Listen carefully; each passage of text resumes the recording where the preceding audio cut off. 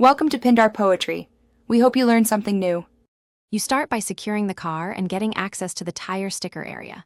First, park on level ground, set the handbrake, and chock a wheel. This prevents roll. Next, break the lug nuts loose, lift with the jack, and place a stand so you can work safely. Once the wheel is stable, remove the wheel or rotate it to a comfortable position. Make sure your scraper and solvents are ready.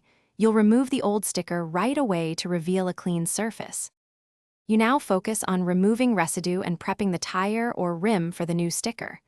Once done with initial peeling, apply gentle heat to soften glue. Make sure not to overheat rubber. Then apply adhesive remover and let it dwell for a minute or two so the bond weakens.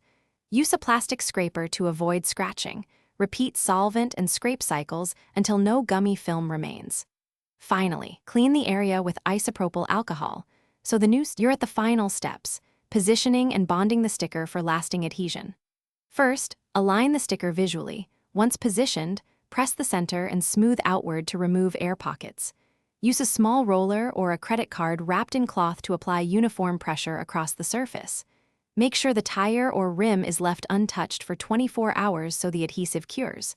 If an edge lifts, don't panic. Lift it, re-clean that spot, and reapply or use a stronger adhesive patch as a troubleshooting fix.